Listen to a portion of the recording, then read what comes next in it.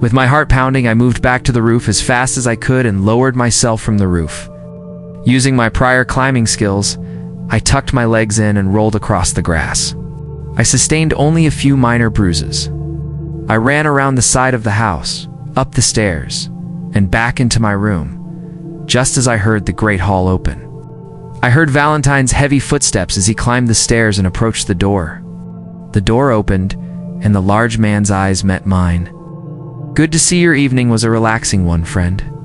I shrugged and said I've had better. I had a strange dream. Really unsettled my mind. "How did your ceremony go?" Playing unaware as best I could, Valentine nodded. All was well. The gathering is eagerly awaiting this Sunday's celebration. Enjoy your rest, friend. I could still see small bits of hastily cleaned residue clinging to his mask. Valentine shut the door, as I heard the rest of the attendees coming into the entrance hall.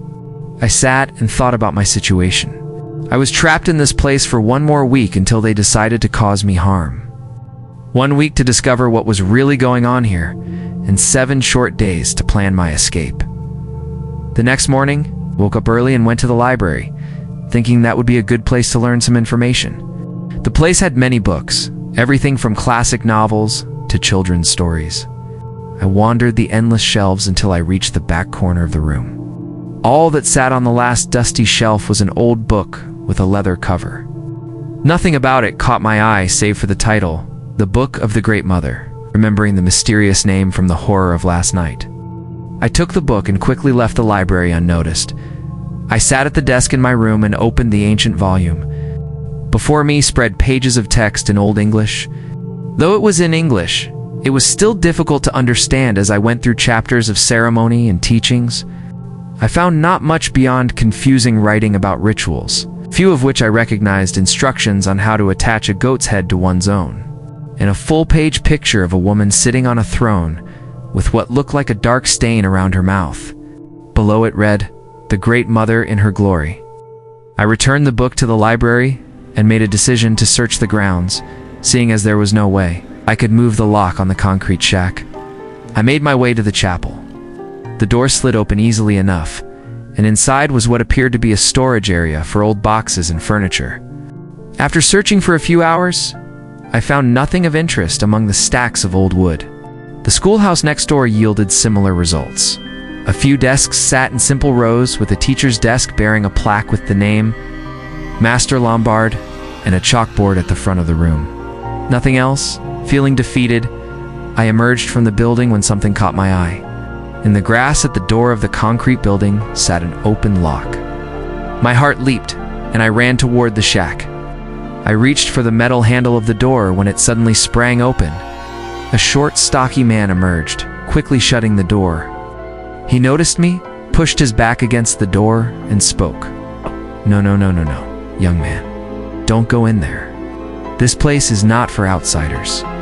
Turn back around. Go back to your room unless you want me to call for the headmaster. I sighed and grudgingly returned to the house. Though I was upset over this setback, I returned to my bed and fell asleep. During the following days, I felt my calm slipping away, and I slowly came to accept my fate. I stayed in bed most of the days, refusing to eat and trying to remember as many happy memories as I could before Sunday. Several times during my stay, I had seen people running for the woods. They were almost immediately caught by groups of men in red cloaks. I feared the same thing would happen to me and decided against making a run for it, eventually pulling myself up on Saturday night. I thought about my situation once more. I considered how I could possibly survive. By the time I shut my eyes, I had gathered my last bits of courage and formed a plan with a mental picture of the house. So I would know my best way out of this place. Putting my plan away in my head and taking a deep breath, I surrendered myself to sleep. I rose late on Sunday afternoon, not fitting for one's final day on Earth. But the weight of what was coming kept me in bed. Valentine entered the room around 6 o'clock. Are you ready to leave us, friend? We are making preparations for the ceremony now.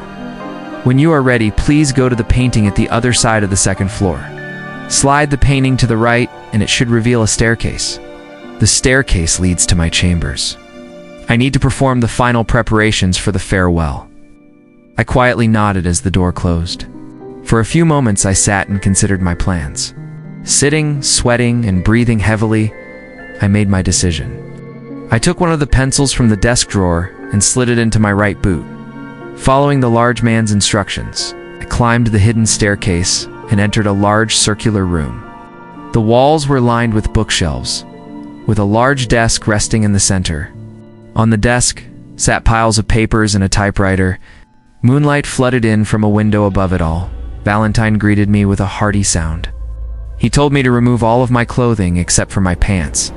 I obliged and slowly moved toward him as I began unlacing my work boots.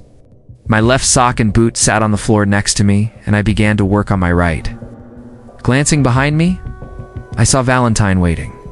I quietly and slowly slid the pencil from my boot. Without hesitation, I drove the pencil with all of my strength into the large man's stomach. Valentine buckled from the strike and dropped to his knees. I heard a rough sound in his throat. I took the typewriter from the desk, slid it across the desk as hard as I could, and struck Valentine across the face with it. The headmaster collapsed to the ground.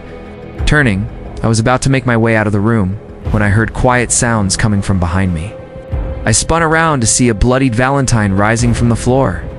His mask was now damaged and soaked.